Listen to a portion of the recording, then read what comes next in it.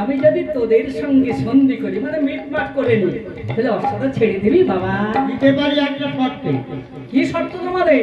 ওই অর্থের ভাগ এনে জয়পত্রতে লিখেছো না, ওটা ছিঁড়ে আবার নতুন করে লিখতে হবে। এমন কিছু নয় গো, এমন কিছু নয়, লিখতে হবে আমরা দুই ভাই সতী মায়ের পুত্র আর তোমরা চার ভাই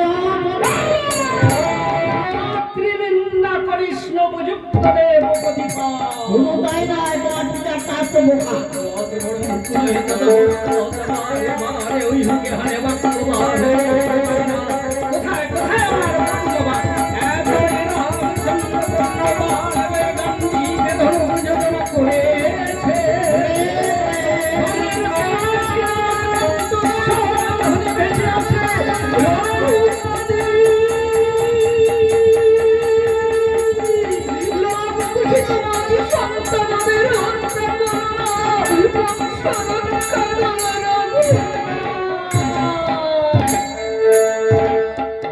মুখ সীতার কণ্ঠস্বর ধ্বনি ভেসে আসে। সব খুশি রাখি আমার সন্তান, আমাকে বংশ রক্ষা করিতে হবে। যদি লাভ খুশি আমার সন্তান আইনের সঙ্গে আমি যুদ্ধ করব। এত বলি রামচন্দ্র গান্ডীব ধনুক বাদ ফেলে দিলেন। খুশি ও করে হাসছে। দাদা রামচন্দ্র ভয় পেয়ে গান্ডীব ধনুক বাদ ফেলে দিয়েছে। বালক ভয় পেয়ে আমি ফেরি নাই, দেবি নাই। বালক দেখলে আমার দয়া হয়, মায়া হয়, মায়া হয়। তোদের সঙ্গে কি যুদ্ধ করবো রে বালো, তোদের হাত যদি আমার প্রাণ চলে যায়, আমার জীবন ধন্য হয়ে যায়। বললে ছলনা করো না রাম, আমরা বুঝতে পেরেছি, কোনো কথা শুনবো না, আমি তোমাকে জানি। এত বলিল আমার চন্দ্রকলা ধরে বাল দেখি রামচন্দ্র করে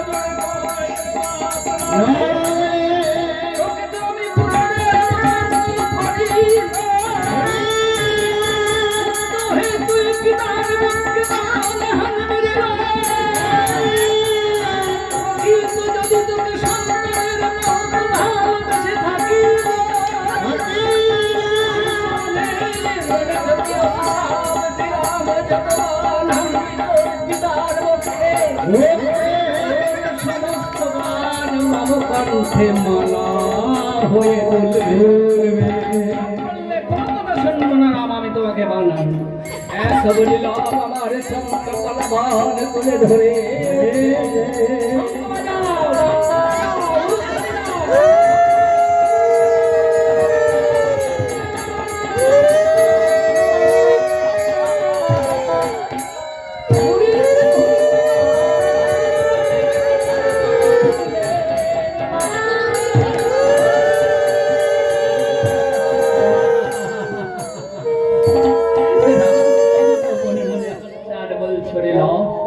যত বান হানবি তোর পিতার মুখে, সমস্ত বান কণ্ঠে মালা হয়ে বলবে।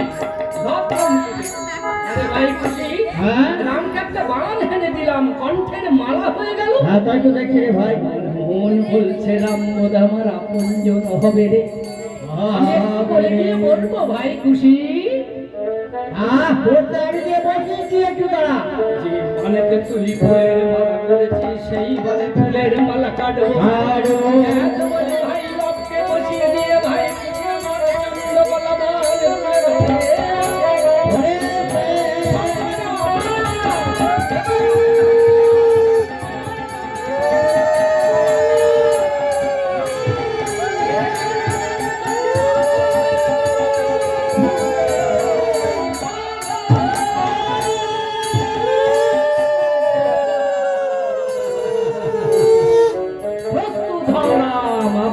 সেবানন্দ শঙ্করা উরুধ্বনি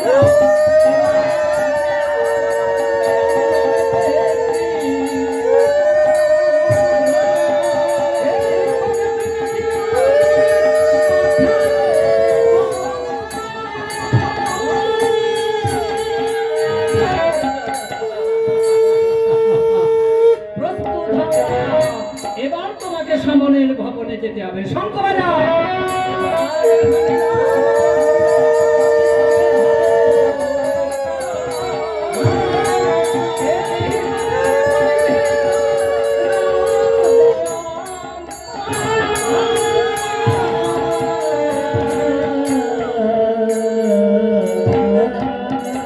ধীরে ধীরে রামের সোনার বরণ খানি ধুলায় গড়া রামের সোনার মুকুট খানা তুলে নিলে রামের করেছিল সোনার অঙ্গুরি কিনা সোনার আংটি সেটাও খুলে নিলে একটা একটা করে রামের অঙ্গের ভূষণগুলো সব খুলে নিলে লাভ নয়ন জলে ভাসছে আর বলছে ভাই খুশি রে এসব নিয়ে কি করবি ভাই কি করবো জানিস দাদা এবার অযোধ্যায় গিয়ে তোকে আমি রাজা করব রাজা করব রাজ মুকুট তোমার শিরেতে পরাবো আমি হব তোমার রাজমন্ত্রী মন্ত্রী আমার কালিনী মাতাকে করবো আমি রাজমাতা রাজমাতা তবেই তুই আমার পুরাবে আশা দাদা রণক্ষেত্রে সবাই মরেছে একজন মরেনি কে ভক্ত হনুমান হনুমান লব খুশির কদন পানেছে আত্ম ভোলা হয়ে গিয়েছে কি অপূর্ব দুটি বালক দেখতে যেন আমার প্রভুর মতো দেখতে সত্যই যদি এরা প্রভুর সন্তান হয় এই বালক দুটিকে বাঁচিয়ে রাখতে হয় আমার প্রভুর বংশ রক্ষা হবে আমাকে ধরা দিতে হবে জানো কি আছে আমাকে দেখতে হবে হনুমান নিজের মায়া বলে 100 হাত লম্বা হয়েছিল রণক্ষেত্রে আবার নিজের মায়া বলে ধীরে ধীরে একটি ছোট্ট মর্কট বানর সেজেছে খুশি লক্ষ্য করেছে দাদা বানর বসে আছে রে দেখে ভাই ব্রহ্মজালে হনুমানকে বন্ধন করলে লাভ করলে ভাই খুশি এই মর্কট বানরটাকে আবার বন্ধন করলি কেন কি করবি ভাই কি করবো জানে রে দাদা দুই ভাই নিয়ে খেলা করবো মায়ের কাছে ধরে নিয়ে যায় আবার খুশি ভক্ত হনুমানকে সঙ্গে মাঝের ভজন কুটিরে যায় বাইরে থেকে মামা বলে কত হুঙ্কার করা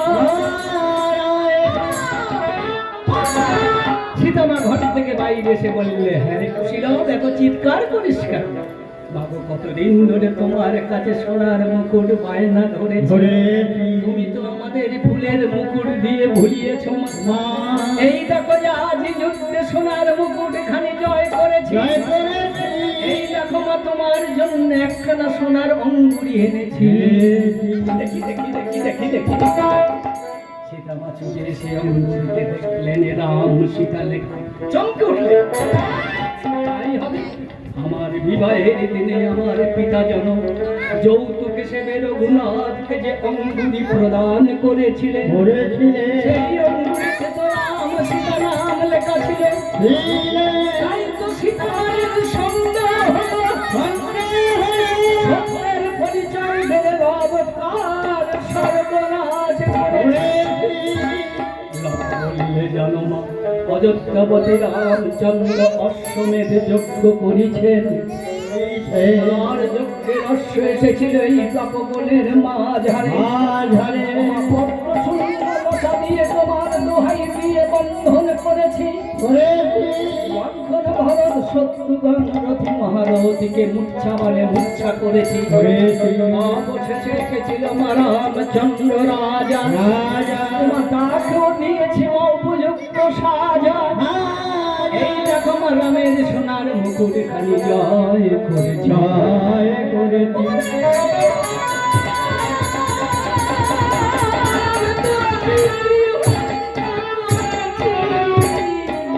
তোরা আমার সীতা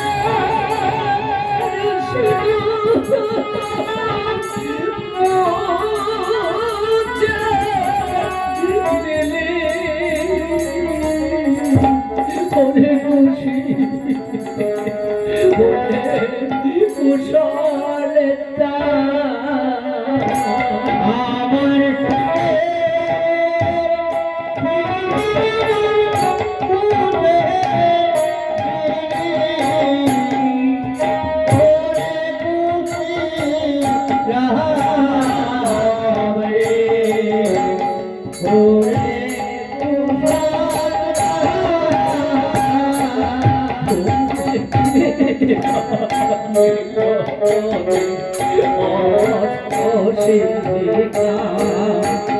বান পাইলি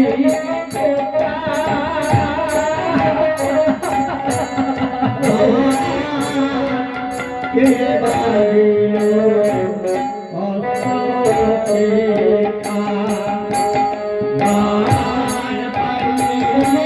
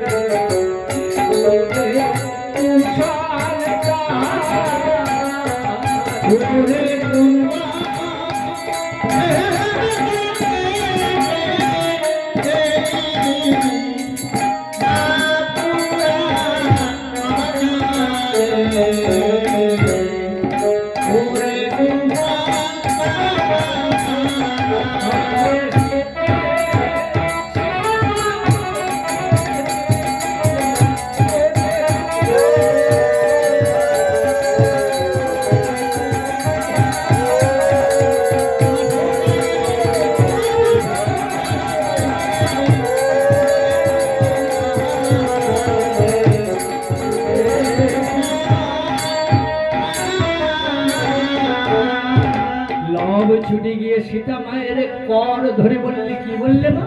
আমরা পিতৃ হত্যা করেছি? হ্যাঁ বাবা। অযোধ্যাপতি রামচন্দ্র আমাদের পিতা? হ্যাঁ বাবা। বাবু কতদিন ধরে তোমার কাছে পিতৃ পরিচয় জিজ্ঞাসা করেছি। তুমি তো বিমান মঞ্চে বসে বলেছিলে তুমি নাকি রাজার মেয়ে, রাজার ঝিয়া। তোমার পিতার নাকি কত ধন সম্পত্তি আছে। আর মোদের ভিখিরি পিতা নাকি যোগীর বেশে বনে বনে ঘোরে ঘোরে। আমাদের পিতৃ পরিচয় জানলে নাকি সন্তানের মান সম্মান থাকবে। তুমি কি জানো না মা, সন্তান মাকে যেমন ভালোবাসে তদ্রূপ সন্তান পিতাকেও ভালোবাসে। তোমার জন্য মা জানতে এত বড় সর্বনাশ হয়ে গেল। সীতা দেবীর লজ্জা হয়েছে, তাদের বদন খানি চেপে ধরেছে। আবার বলিস না রে, লাজে আমি মরে যাই রে। লোকে শুনলে আমাকে স্বামী কলঙ্কিনী বলবে রে। কোন বনে তোদের পিতা পড়ে আছে, চল যাই দেখি।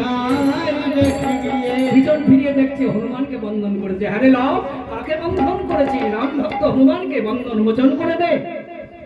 এবার বন্ধন মোচন করে দিলে হনুমান, কোন মনে তোমার প্রভু পড়িয়ে আছে, চলো দেখি গিয়ে। তথা হতে চারিজনা করিলেন গমন। তপবনে গিয়া সীতা মা দিলেন দর্শন। রঘুনাথের সোনার অঙ্গ খালি ধুলায় গড়াগড়ি যায়। প্রাণনাথকে জড়াই ধরে বলছে অভাগিনীর পরাণ বধূ। আর অভিমান করি থেকো না, একবার কথা বলো। কথা নয় একবার কথা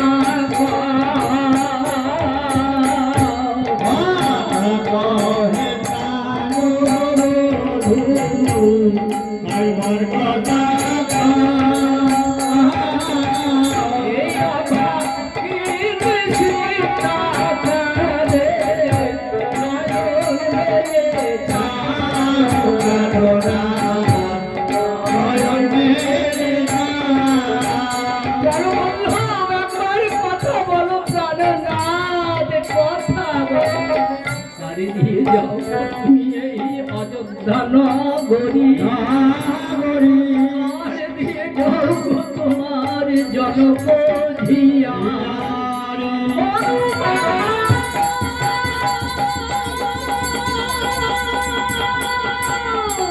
আমি আজ বাঁচতে চাই না, মরণে যেতে চাই। সীতামায়ের ওই ছন্ন ক্রন্দন ধ্বনি ভাসিতে ভাসিতে চিত্রকূট পর্বতে এমন সময় মহামুনি বাল্মীকি লবকুশীর দায়িত্ব, তপবনের দায়িত্ব দিয়ে 7 দিনের মতো বাল্মীকি চিত্রকূট পর্বতে ধ্যানস্থ হয়েছিলেন। এদিকে সীতামায়ের ক্রন্দন ধ্বনি শ্রবণ করে ধ্যান ভঙ্গ হয়ে গেল। চিন্তা করলেন আমি যদি এখনই তপবনে না যাই তাহলে সীতা হয়তো জ্বলন্ত অগ্নিতে ঝাঁপ দিয়ে মরতে পারে। সীতা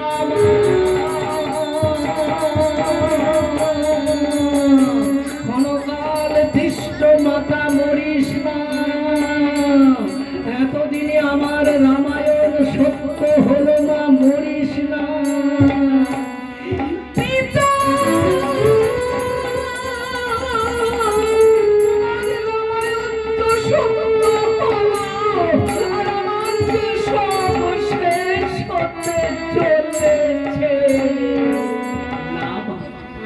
আমি যদি রামচরণের দাস হইতে থাকি, আমি যদি রামচরণে ভক্তি অর্ঘ দিয়ে থাকি, যে নামেতে অচৈতন্য জীবের চৈতন্য হয়, সেই নামেতে আজ আমি চৈতন্যকে জাগাইব মা। তুই লবকুশীকে নিয়ে ভজন কুটিরে যা, আমার কাছে সেই সত্য যুগ থেকে আমার কমণ্ডলীর ভিতরে মৃত সঞ্জীবনী জল আছে, আমি সেই জল ছিটিয়ে সবাইকে বাঁচিয়ে দেবো। আমি আপনাদের কাছে যাব, কিন্তু সেই জল ছিটাবো মৃত সঞ্জীবনী জল। যে যা কঠিন ব্যাধিতে আপনারা আক্রমণ হয়েছেন, এই জল যদি একবার মাথায় আপনাদের পড়ে যায়, একবার যদি পেটের ভিতরে জল ঢুকিয়ে দিতে পারেন, কঠিন ব্যাধি হতে মুক্ত হয়ে যাবেন। সবাই কিন্তু পা ডেকে বলবেন, আমি যাচ্ছি কিন্তু। কমণ্ডলে ভিতরে